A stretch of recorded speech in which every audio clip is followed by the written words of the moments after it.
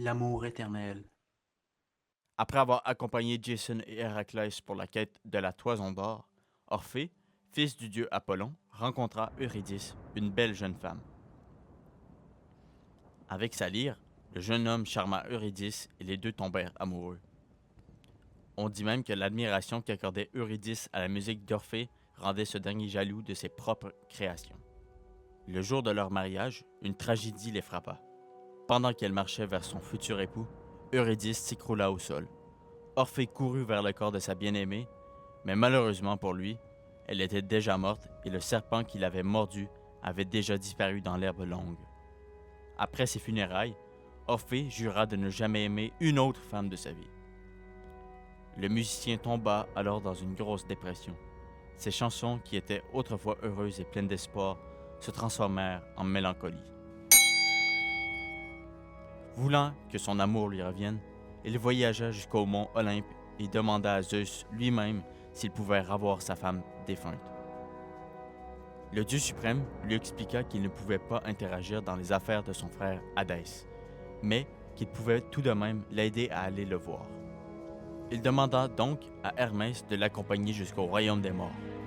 Une fois arrivé, Orphée devait passer Cerbère, le gardien des enfers. La créature à trois têtes s'approcha de lui pour le dévorer, mais Orphée prit sa lyre et commença à chanter. Sa voix mélodieuse apaisa le chien, et pas longtemps après, il dormait paisiblement. Maintenant inoffensif, Orphée passa sans problème. Maintenant arrivé à la rivière Styx, il aperçut Chiron au loin. Avec son bateau, le traversier demanda un paiement pour ses services. Encore une fois, Orphée prit la lyre et commença à chanter.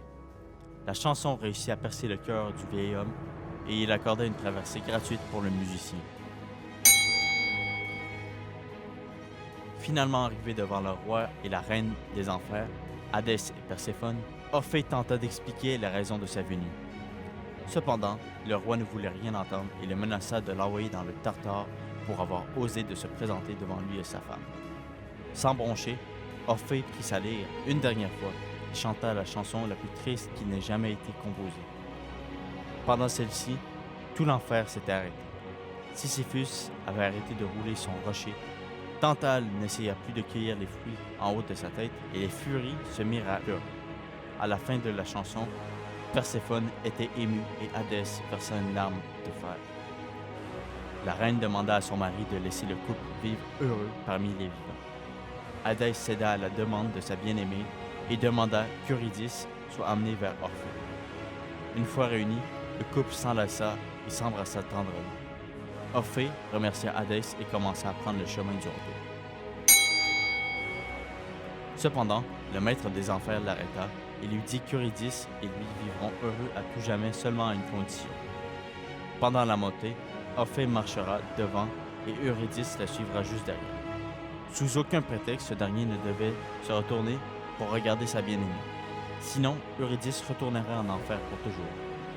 Orphée accepta le marché et un escalier qui reliait l'enfer au monde des vivants apparut de nulle part. Orphée commença à monter sans se retourner. Au début, il était plein d'espoir, il imaginait déjà son futur rempli de joie. Cependant, au milieu de la montée, il commença à douter. Il se disait que si Eurydice était vraiment derrière lui, il devrait entendre ses bruits de pas ou sentir sa respiration, mais il n'entendait rien. Il réussit à battre sa curiosité et continua à marcher sans le regarder. À la fin de la montée, il pouvait enfin voir le soleil et sentir la brise sur ses joues. Mais l'idée de ne pas sentir sa femme derrière lui le terrifiait. Aucun bruit, aucune respiration, ce n'était pas normal. Alors, quand il ne restait que quelques marches, il céda à la curiosité et regarda derrière lui. Il ne put voir que les yeux apeurés d'Eurydice avant que celle-ci ne soit renvoyée dans le royaume d'Hadès. Il essaya d'attraper sa main, mais il était trop tard. Eurydice resterait en enfer à jamais. Il essaya de retourner la voir, mais sans aucun succès. Alors, il abandonna sa quête et s'assit sur un rocher pour chanter ses chansons. Sans sa bien-aimée, ses chansons ne furent que des tragédies après tragédies. Son but était de chanter jusqu'à sa mort pour aller la rejoindre. Un jour, un groupe de femmes qui avaient entendu ses chansons le trouva sur son rocher. C'étaient les prêtresses du dieu Dionysos. Elles se disaient que le beau jeune homme, qui en connaissait tant sur l'amour, devrait les aimer. Malheureusement pour elles, son cœur était déjà pris par une autre femme. À cette découverte, elles se misent dans une colère noire et elles tentèrent de se forcer sur lui. Cependant, les chansons d'Orphée créèrent des champs de force autour de lui. Alors les femmes eurent l'idée de couvrir ces chansons avec leurs cris stridents et en tapant sur le sol. Maintenant, la musique couverte, elles réussirent à mettre la main sur le musicien et le tuer pour avoir osé ignorer leur avance.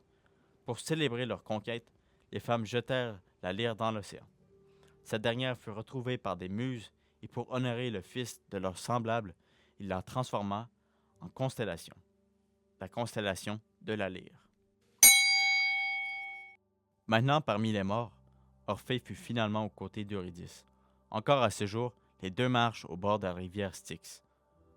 Parfois, le couple marche côte à côte, parfois, elle prend les devants, d'autres fois, ils inversent leur position. Quand Orphée est devant, il prend toujours le temps de s'arrêter et tourne la tête pour la regarder autant de fois qu'il le désire.